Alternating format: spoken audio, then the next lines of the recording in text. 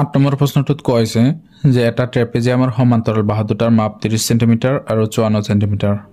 ইয়াৰ অসমান্তৰাল বাহু দুটা সমান আৰু প্ৰতিটোৰে মাপ 15 সেন্টিমিটাৰ। ট্ৰেপেজিয়ামটোৰ কালি উলিওৱা। তেতিয়াহ'লে ট্ৰেপেজিয়ামটো আমাৰ কালি উলিয়াব দি আছে ইয়াত ধৰা হ'ল ABCD এটা ট্ৰেপেজিয়াম। ইয়াত AD সমান্তৰাল BC। এই ট্ৰেপেজিয়ামটোৰ AD বাহুৰ লগত BC বাহু সমান্তৰাল আৰু এই দুটা হল অসমান্তৰাল বাহু, কিন্তু ইহঁতৰ বাহুৰ মাপ যেটো আছে হেতু সমান। গতে AD 30 centimetre, BC 54 centimetre. AB আৰু CD ৰ মাপ সমান, কিন্তু ইহঁত সমান্তৰাল নহয়, ইহঁতে 15 সেন্টিমিটাৰ কৈ। তো এতিয়া এই ত্ৰিভুজটোৰ কালি উলিয়াব লাগে, যাৰ কাৰণ আমি এটো ডাইৰেক্টলি কালি উলিয়াব নোৱাৰিম কাৰণ ইয়াৰ উন্নতি নাই। তো উন্নতি নিৰ্ণয় কৰাৰ কাৰণে আমি বেলেগ এটা পন্থা ল'ব লাগিব।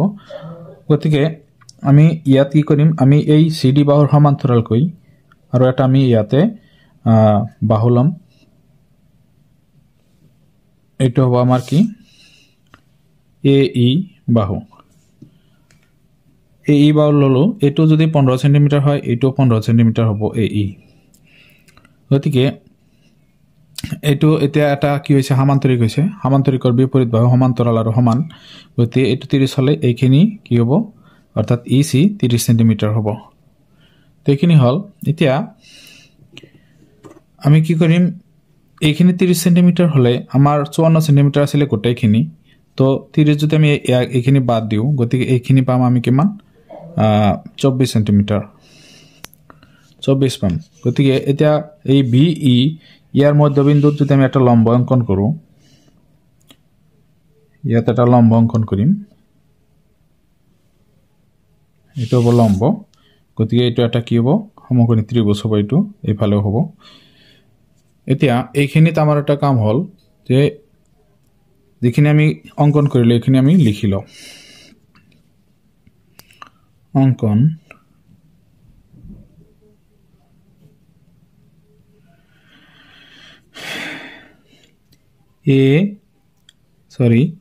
CD ৰ সমান্তৰালকৈ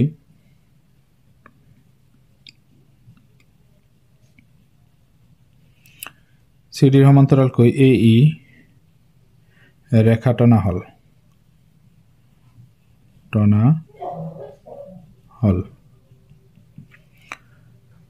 আৰু ইয়াত কি হ'ব, AE AD EF, এটো F বিন্দু বুলি ললো আমি এটো। তো AF লম্ব, BE অকা হল।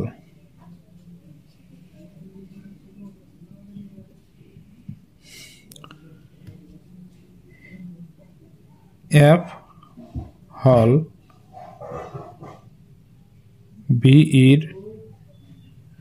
মধ্যবিন্দু।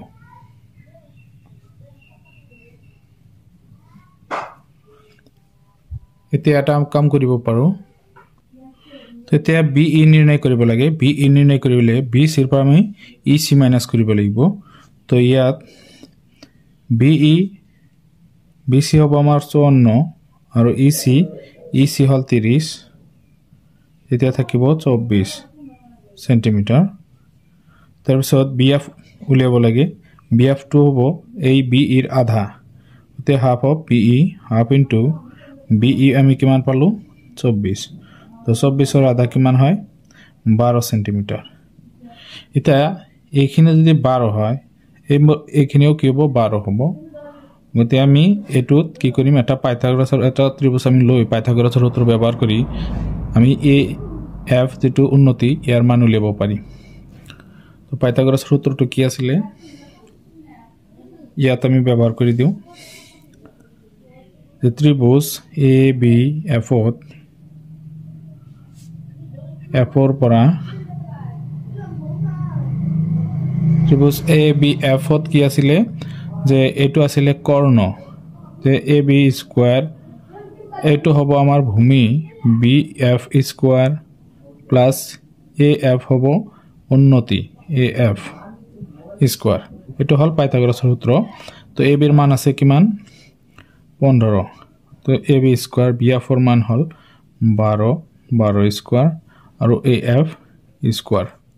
তেতিয়া কথা হল যে ইয়াতে আমি স্কোয়ার কেটা আমি ভাঙি দিও ইয়াত হ'ব 225 অর্থাৎ 15 15 15 ইয়াত হ'ব 144 AF স্কোয়ার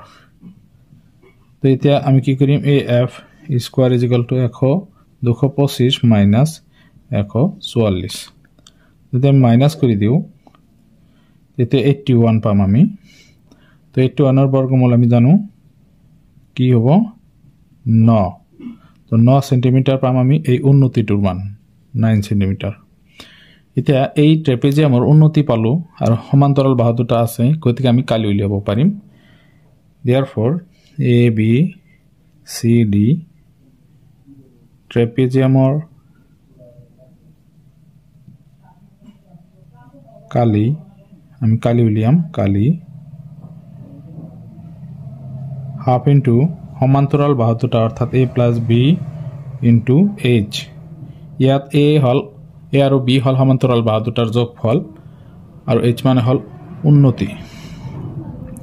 সমান্তৰাল বাহু দুটা আছিল এটা 30 আৰু এটা আছিল 54 উন্নতি এতিয়া আমি পালো কিমান 9 সেন্টিমিটাৰ গতিকে এই দুটা আমি যোগ কৰিম যোগ কৰিলে কিমান পাও 484 into 9 এতিয়া যদি আমি হৰণ কৰি দিও 2 এৰ ইয়াত তো 4 আৰু 2 পাম তো 42 into 9 এতিয়া 9 দুগুণ 18 8 হাতত গল 1 9 4 গুণ 36 আৰু 1 38 তো 378 সেন্টিমিটাৰ স্কয়াৰ হবো কালি ট্ৰেপিজিয়ামটো আমাৰ 9 নম্বৰ প্ৰশ্নত কৈছে যে এটা ৰম্বাসৰ কৰ্ণ দুডালৰ দিক 27 সেন্টিমিটাৰ আৰু 16 সেন্টিমিটাৰ ৰম্বাসটোৰ কালি উলিয়া ইয়াত আমি লিখি লও যে ৰম্বাসটোৰ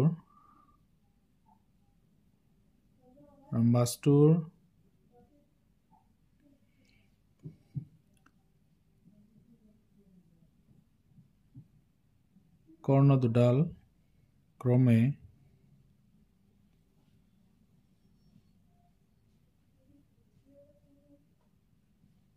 ক্ৰমে 27 সেন্টিমিটাৰ আৰু 16 সেন্টিমিটার তো কালি কিমান হেতু উলিয়াব লাগে কালি ইকুয়াল টু what তো ৰম্বাসৰ কালিৰ সূত্ৰ আমাৰ জানিব লাগিব ৰম্বাসৰ কালি ইকুয়াল 1/2 into কৰ্ণ দুডালৰ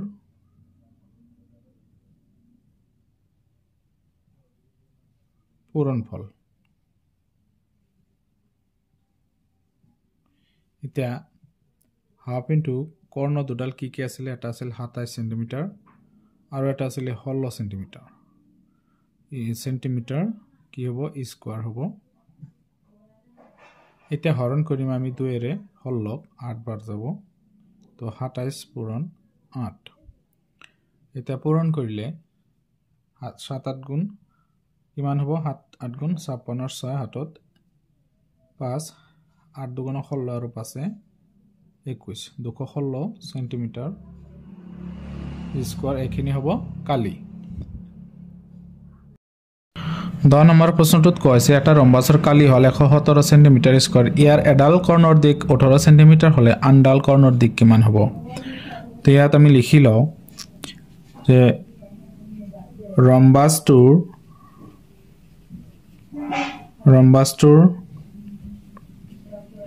কালি আমাৰ দিয়া আছে 117 সেন্টিমিটাৰ স্কয়াৰ এডাল কৰ্ণৰ দিক বা মাপ আছে 18 সেন্টিমিটাৰ কিন্তু আনডালৰ দিয়া নাই ধৰা হল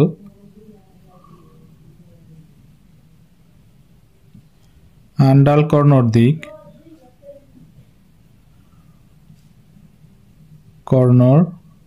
দিক আমি এ বুলি লিখিলো এ এক্স যিকোনো ধৰিব পাৰো আমি এক্স বুলিও ধৰিব পাৰো এ নধৰি আমি এক্স বুলি ধৰিলো যে এক্স এতিয়া আমাৰ কি আন্ডাল কৰ্ণ এক্সৰ ভ্যালু উলিয়াব লাগে তেতিয়ালে আমাৰ সূত্ৰ ব্যৱহাৰ কৰিব লাগিব যে ৰম্বাসৰ কালি equal to half into কৰ্ণ দুডালৰ পূৰণফল এতিয়া ৰম্বাসৰ কালি দিয়া আছে 117 আমি ইয়াত 117 বহাম half into কৰ্ণ এটা কৰ্ণ দিয়া আছিল 18 আৰু আন্ডাল x বুলি আমি ধৰিছো তো দুটাৰ পূৰণফল হৈ গল এতিয়া 117 আৰু ইয়াত 2 ৰে হৰণ কৰিলে 9 বাৰ 9 into x হ'ব তাৰ পিছত আমি কি কৰিম এই 9 এফালে আহিলে হ'ব হৰণ গতিকে x = আমি কি লিখিম 117 divide 9 and 9 এৰ হৰণ কৰিলে ইয়াত যাব 11 ভিতৰত এবাৰ আৰু 3 বাৰ যাব গতিকে x ৰ মান আমি 3 পাম অৰ্থাৎ ইয়াত আমাৰ কি হ'ব আন্ডাল কৰ্ণৰ দিক 13 সেন্টিমিটাৰ হ'ব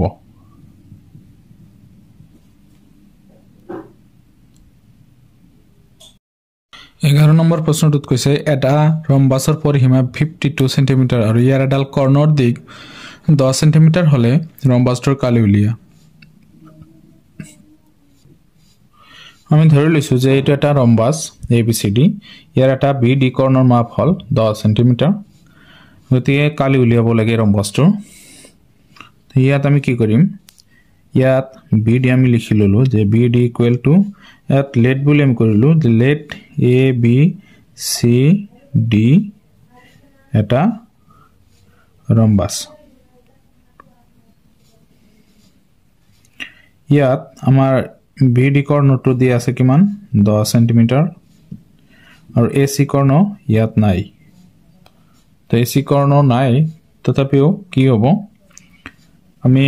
কি কৰিম ইয়াতে আমি এটা লম্ব আঁকিম এনেকে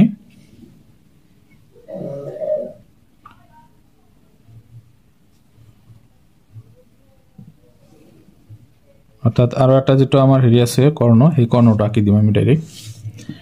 আমি জানো যে ৰম্বাসৰ কৰ্ণ দুটাল পৰস্পৰ সমদ্বিখণ্ডিত হয় গতিকে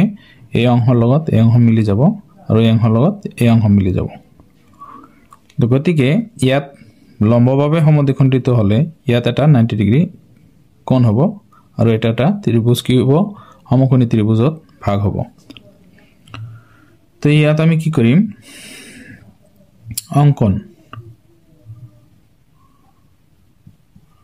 অঙ্কন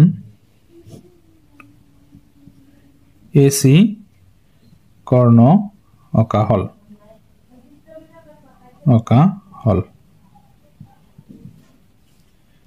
এতিয়া আমাৰ কি কৰিব লাগিব ইয়াতে তো অঙ্কন AC কৰ্ণ অকা হল ইয়াত আমি জানো যে ৰম্বাসৰ কৰ্ণ দুডাল পৰস্পৰ লম্বভাৱে কি হয় সমদ্বিখণ্ডিত হয় যাৰ বাবে আমি কি কৰিম এই মাজৰ বিন্দুটো যদি আমি O বুলি ধৰো তেতিয়ালে BO = DO BO লগত DO সমান হ'ব আৰু AO লগত CO সমান হ'ব এতিয়া যদি BO আৰু BD যেটো কৰ্ণ আছে এটো 10 সেন্টিমিটাৰ হলে ইয়াৰ আধা অংশ হ'ব 5 সেন্টিমিটাৰ গতি ইয়াত আমাৰ কি কৰিব লাগিব যে ইয়াত যদি আমি লিখো যে ইহতৰ কি হ'ব 5 সেন্টিমিটাৰ হ'ব কাৰণ আমাৰ যেটো হেৰি আছিল কি কয় BD 10 আছিল তো BO আৰু DO এই BD ৰ আধা হয় আধা হলে 10ৰ আধা কি হ'ব 5 সেন্টিমিটাৰ হ'ব এতিয়া কথা হল যে আমি এইটো বাহুৰ মান নাজানো অৰ্থাৎ এইটো কৰ্ণৰ মান নাজানো তেতিয়ালে এই কৰ্ণৰ মানটো আমি কেনেকৈ উলিয়াম এটা কথা হল যে এই ৰম্বাসৰ বাহুৰ মান আমি নাজানো গতি বাহুৰ মানটো আমি আগত উলিয়ালো therefore যেহেতু আমার পরিসীমা দিয়া আছে পরিসীমার সূত্রটো কি আছিল যে 4 into বাহু ইকুয়াল টু পরিসীমা 52 আমার দিয়া আছে তো ইয়াত 4 হোপ হলে গলে বাহু আমার কি হবে যে কোনো বাহু হবো পারে যেহেতু ৰম্বাসৰ বাহু এটা সমান তো ইয়াত কি হ'ব বাহু ইকুয়াল 52 ডিভাইড 4 গতি আমি কিমান পাম 13 সেন্টিমিটার বাহু পাম অর্থাৎ যে কোনো বাহু হবো পারে চাৰিটাৰ ভিতৰত চাৰিটাই সমান যেহেতু তো ইয়াত আমি কি পাম 13 সেন্টিমিটার বাহু পাম এটু 13 হ'ব এটু 13 হ'ব এটু 13 হ'ব তো গোটেইটা 13 13 পাম এতিয়া এইখিনি হ'ব 5 ইয়ালৈকে 5 হ'ব এইখিনি এইলৈকে 5 হ'ব তো এইটো আমি কিমান পালো 13 কিন্তু এইটো যেটো উন্নতি অর্থাৎ এইটো কৰ্ণৰ এইটো ভাগ ইয়ালৈকে কি হ'ব এ ও এইটো হ'ব এই বিডিৰ ওপৰত উন্নতি গতে এইটো এটা কি হ'ব সমকোণী ত্ৰিভুজ এতিয়া ত্ৰিভুজ এ ও ডিৰ পৰা